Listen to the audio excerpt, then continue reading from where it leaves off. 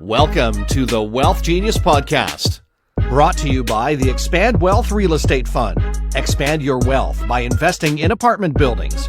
Go to expandwealthfund.com to book your info session. The Wealth Genius Podcast, strategies for multifamily real estate investing, mindset, community, success. The Wealth Genius Podcast with your host, the godfather of real estate, Alfonso Cuadra, who has expansive experience in business and massive success as a real estate investor. The Wealth Genius Podcast. Let's dive into today's episode. Action. We are here with my friend George. Yep. We've been back and forth. It seems to be like 2 years, I think. Probably. It happens sometimes. And then you send me an email. I'm like, you know what? I'm in town. Yep. The time is right. Yep. Let's make it happen. Exactly, and we're here right now. We're here. And so, I'm going to be on your show, and I thought, you know what? It'd be pretty cool if you're on my show. Yeah. And since we don't really know each other, this gives us a great opportunity to get to know each other, see what's going on. I already know that your background is Lebanese. Yep. Kifa Kenta, you know what I mean? And then you found out that, hey, my daughter's half Lebanese. Yeah. So we got that connection. So take us back to, so you're a realtor, investor. Mm-hmm. What else? Father as well. Yeah, Two good. boys. Two boys, nice. Yes. How old? So I have a 3-year-old and a 9-month-old. 9 months. Yeah. Okay, so Yeah. that means you're not sleeping much.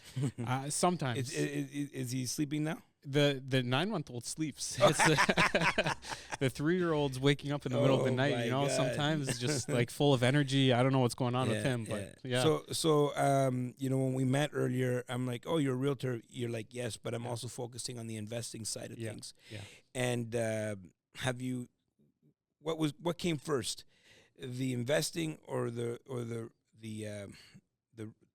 realtor side, Mm-hmm. or what? Yeah, I started off as a regular realtor, just selling people homes, people like primary residences, that sort of thing. And then in 2017, I met up with a guy who told me about the BRRRR strategy. And I thought, okay, I could probably do that. So I got my first rental then. So my real estate license I got in 2013, and then first property 2017, and then just kind of went from there. And so you primarily focus on the BRRRR? Yeah, now I'm doing it on a slightly bigger scale. So I bought an 11-unit apartment building last year. You're speaking my language. Yeah. So that's a pretty cool one because we're adding 2 units to that. We just finished doing 1 unit, and we have another one coming up soon. So you're adding additional units. Yeah. I love that you're saying that because, when you talk to people, especially in Ontario, there's this misconception that the BRRRR's dead. Mm-hmm. And the reason that they think that is because of the challenging landlord-tenant rules and or whatnot, or the disparity between where the rents are today and what the tenants are paying and where are they going to live, and, the housing crisis or whatnot. Yeah. And to be honest, to completely turn around a building and, let's say you could ethically and nicely exit everyone. That's not what the municipality wants. Mm-hmm. The municipality is looking at that like as you're part of the problem in a way, versus adding additional units to an existing property. Yep. Being creative, maybe adding additional units to the land, or looking at the basement. Can we take this laundry room and turn it into a 1 bachelor and make a smaller laundry room? You got to think outside the box. Yep. And it sounds like this is what you're doing. It's actually exactly what I did. I converted the laundry room into a bachelor unit. Yeah, and we just relocated the laundry units. Yeah. There was a pretty spacious hallway. So the contractor just framed out like a little 2 closets, and we put stacked units in there, coin operated. Yeah. And then that little space we had, which was about 300 square feet, 350, we turned that into a bachelor. Wow. Mm-hmm. Wow. And then so this is, now you're contributing to the solution. Yep. And I think it's like a path of least resistance where, people really didn't think about that before, or they just thinking the the only way that they think about these BRRRRs is like if they could, increase the rent in some way. Are you doing anything to the other units? Are you going to be increasing rents? Are you exiting certain tenants? Are you doing cash for keys? Yeah, well, so out of the 11 units within the last year, we signed deals with, I think it was 5 tenants. So we offered them an incentive to leave, and like you said, it wasn't coming from a bad place. It was like, let's try to work something out where we can both win. And there's one particular case where it was a man and his son who was like probably 18 to 20 years old. They were living in this really small 1-bedroom, and I gave him $5,000. I think it was $5,000. He used that money to get a 3-bedroom house for just like $200 or $300 more a month than what he was paying there. And he was like, "Thank you. If without that money, I wouldn't have been able to do this. I have more space for my son now." So. Yeah, that's a very interesting perspective.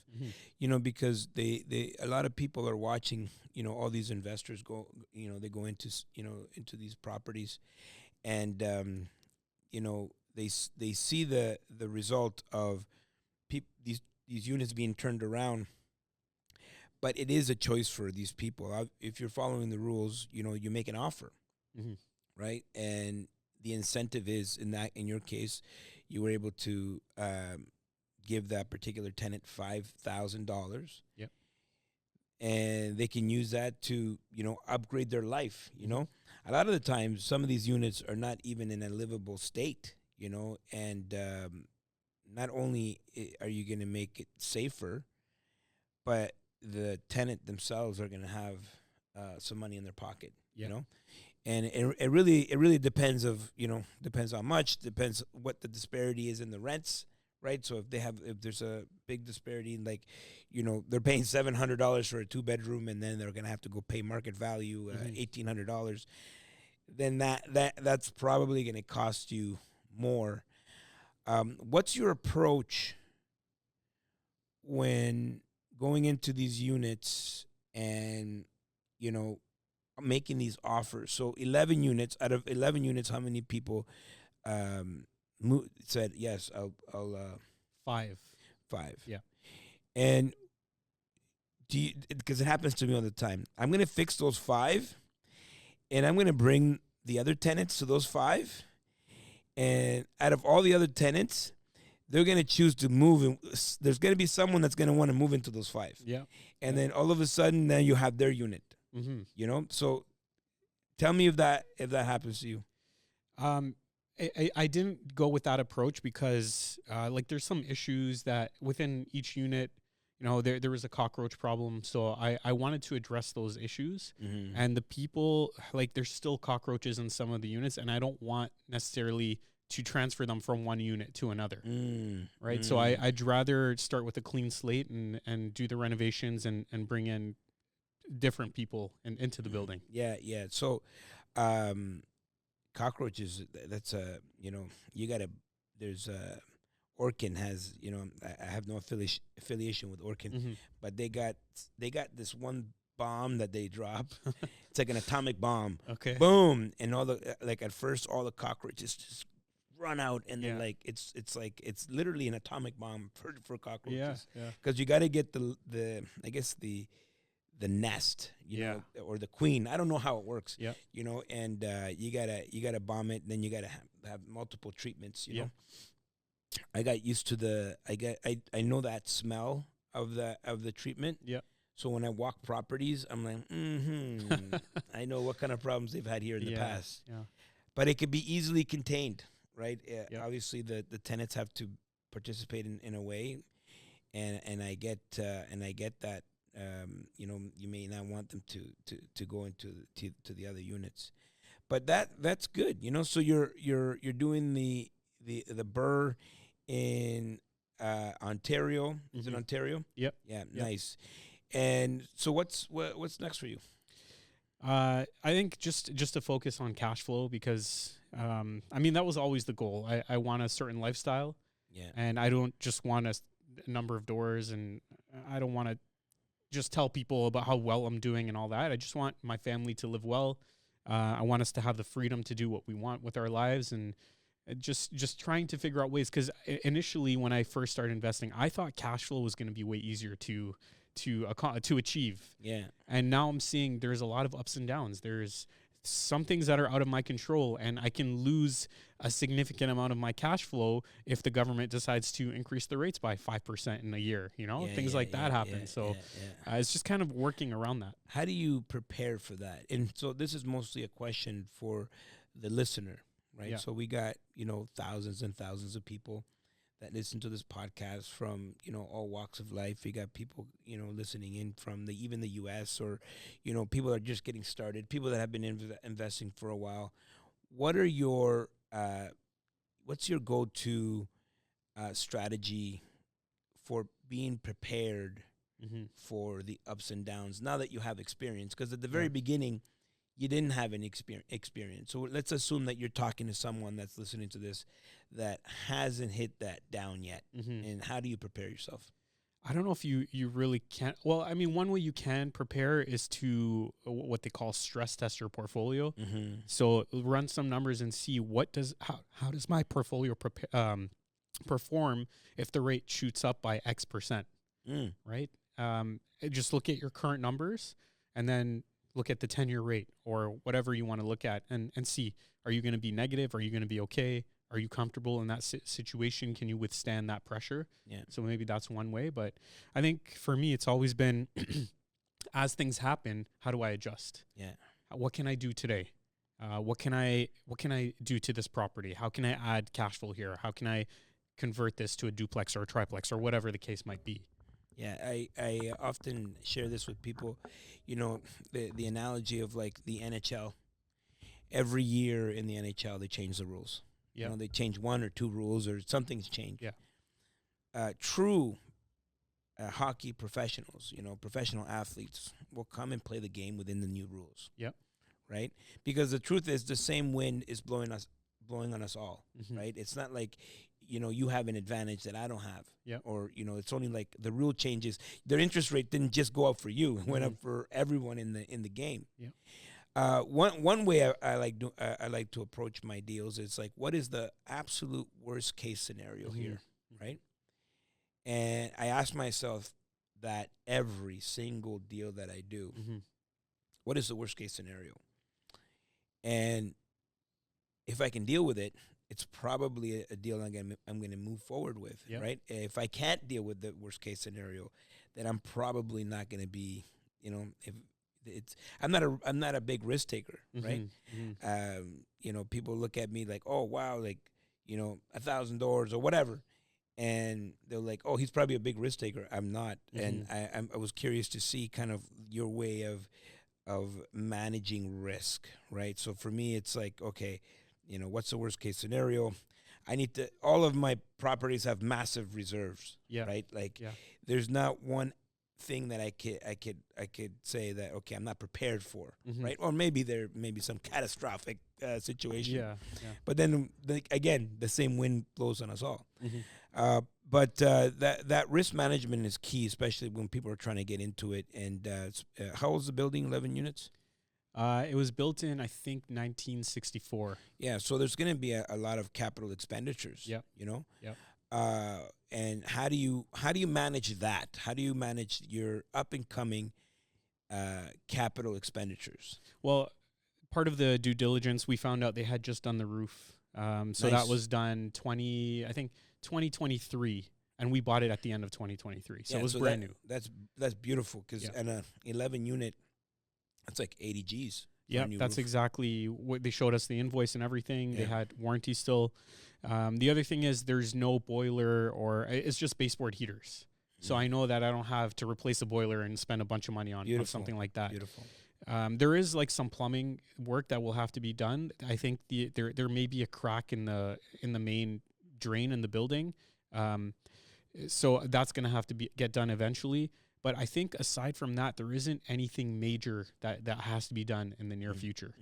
Yeah. And how do you so in terms of your portfolio, how do you manage the expenditures, from one property to the other? Is the 11 unit the bigger one, the biggest one that you have right now? That's the biggest one. Yeah. Right So now, have you been have these deals gotten bigger and bigger as you've gone along? I've tried. I've pushed myself to. Yeah, that's I've good. always had a vision of owning buildings because I don't just want to own single family homes and have a bunch of those. Like I'd rather have less properties but on a bigger scale. So I mean, I forgot what was your question. Well, just the capital expenditures, like when you manage the portfolio. Yeah. You know what I mean? Like, how do you once you own it? And I'm mostly, the way I love to structure these interviews. It's like, what's the audience going to get out of it? Yeah. And so I'm interested to see kind of your approach to bigger, like managing the capital expenditures that come up. Yeah. That's the one thing that people don't think about, because you talked about, you thought that getting into the real estate game, you would see a lot more cash flow. Yeah. And then now realizing that, the cash flow is not it's not what you expected. Yep. And it's always comes down to those capital expenditures. You know what I mean? Like, you have a good year, you do your numbers, like you got your income minus expenses minus, your mortgage. And then, oh, look, this magical number is cash flow, And so, then boom, got to replace the windows. Boom, you got to do the foundation. Boom, you got to do so. I'm just curious to see what's your management style of those like major up and coming expenditures. Yeah, I've always made sure that anything I buy was cash flow positive, and then I would keep a reserve, like you said, and let that cash flow build up with time. I don't usually take the money out and spend it on groceries or anything like that. Yeah. So there's always a little bit of cash in the account. If anything comes up, usually we just take from there, and then if the odd time comes, like in the last 2 years, we've had to top up a few accounts because our cash flow was negative, right? So you just have to deal with it. I have multiple lines of credit, so that's one thing I learned a few years ago from a coach that I was working with. He told me, go to every bank and open up, get yourself an unsecured line of credit, and I did that with like maybe 4 banks. I don't touch those lines of credits. I just have them. Just in case. Yeah, just in case. Yeah. And those just in case, when it comes to owning real estate, that just in case comes up. Yeah, it does. So I love it. And so you do the realtor, you got the investment side of things, and you got this podcast. Tell me about the podcast. Yeah, the podcast is very similar to what you're doing. You just sit down with people in our industry. It's called the Well Off Podcast, and I've been doing it since 2018. But what I love most about it is just having a chance to learn from people and stay up to date, because there's always things that are changing. There's always people that are flocking to the U.S. or to Edmonton or to whatever. I want to learn. I want to know what's going on and what opportunities exist in those areas. And the podcast gives me an opportunity to learn that. And I'm excited about getting on that podcast. I'm going to come with the goods, know. And for the audience that's listening, when should they expect for my episode to hit the airwaves, and how can they find it? Yeah, I'd say probably by like maybe February or March, it'll be released. I'm assuming sometime around then, and it's on all the major platforms. So look it up. Spotify, like again. Apple Podcasts. What's the name of? Well Off Podcast. Well Off. I love it. Well Off Podcast, and yours truly will be on it. Yep. The Godfather of Real Estate. Looking forward to it. Right now, we're at our just the day before our conference. You know, do you do your podcasts like? How do you set up your podcasts? Like every week, like you shoot them weekly, or you shoot them all in one bunch? I try to batch them. Yeah, that's kind of what kind of what we're doing here. Exactly. Yeah, it's a lot easier to do it that way than just have one person at a time every other week or whatever. Yeah. So what's next for George? The last 2 years have been a little tough, like in terms of managing the portfolio. So I think right now, thankfully, everything's stabilized. We made the adjustments we needed to make, and just keep targeting buildings. And I think eventually what I'm going to do is sell off some of the smaller properties that I have, put a larger down payment on a building, and hopefully I'll have enough cash flow to supplement our income that way. That's the best strategy that I've come up with for cash flow in Ontario to make things work. So if you had to give one piece of advice, it was like like almost before your last breath to, and up in, let's say it's your son. Yeah. and you're kind of for whatever reason it's your last breath, and you had to give him one piece of real estate advice, something that, what, son? What's the name of your sons? Santino and Alessio. Okay, so Santino's the older one. Yeah. Because you want to give it to the older one, Yep. then he could teach the younger one. Okay, so Santino. Yeah. Santino. Before I go. Yeah. Yeah. Okay. Obviously, we're not gonna. I'm kind of making a big dramatic scene here, but we want to keep it real estate related. I'm sure that the last words that you're gonna say to your son are not gonna be real estate related. But let's just say it was. Yeah. And you wanted to give that last piece of advice to your son. What would it be? Don't mess this up.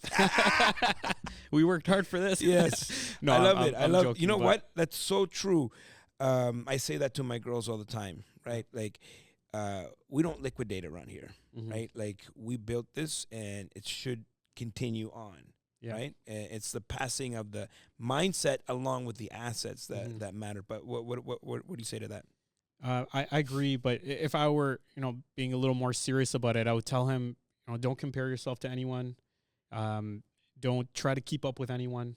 Just go at your own pace. Think about yourself and your brother and your family and what's best for you, and make decisions based on that. I love that. I think that is a sound piece of advice. Don't compare. Mm-hmm. Often, our students, you see them and they're comparing, right? Yeah. Like, oh, it's like the FOMO of the world. Yep. You know what I mean? Like the fear of missing out, and you see somebody's doing this deal. This person has a deal under contract, and then but don't compare someone's day 5,000 to your day one. Mm-hmm. Right? Don't compare. I feel there's something to be said about competing, but Yep. mostly competing with yourself. Yep. If you can show up better today than yesterday, then you compete with yourself, right? Mhm. And you always want to improve and grow and be the best you can be. But don't compare your results with somebody else's results. For sure. Right? So I think that's great advice. Great advice. Well, that's the nice thing about groups like yours. Like when you enter a room that's full of people that are investing, there's going to be people that are way ahead of you, and you might feel like, I don't have what they have, but you can use that also, because I always walk out of those events feeling like I'm inspired to go do something now. Yeah. I want to grow. I don't want to compete with anyone, but I'm inspired by what they're doing, and I want to reach a higher level for myself. So it's great to be surrounded by people like that and to be at events like that. George, thank you for coming. I'm going to be on your show too. So at some point this weekend, we're gonna shoot it.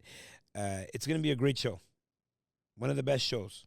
I hope so. Yeah, I'm just joking. Well, it would be good. Yeah. But just before we sign off here, what is something, a mantra, a quote, something inspiring that you can leave the audience with? What do you live by?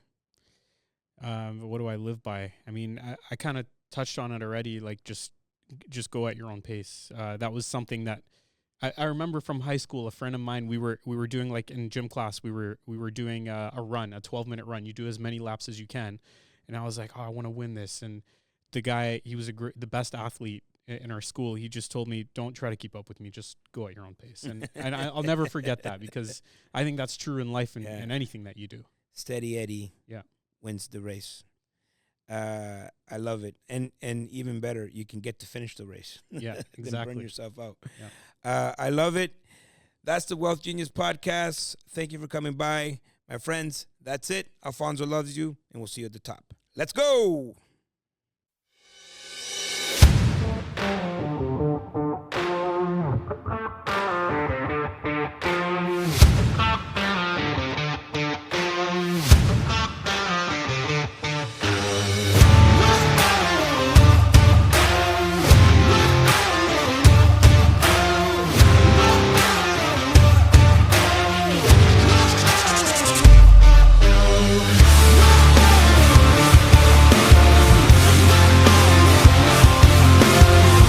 We made that announcement. Someone must have caught it.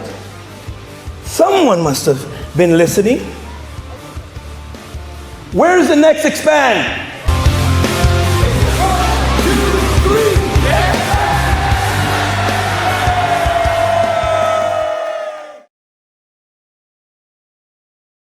Thanks for listening to the Wealth Genius podcast, presented in part by Expand Investor Conference, this May 16th to 18th in Edmonton, Alberta. Get your tickets now at wealthgenius.ai/expand, and we'll see you at the top.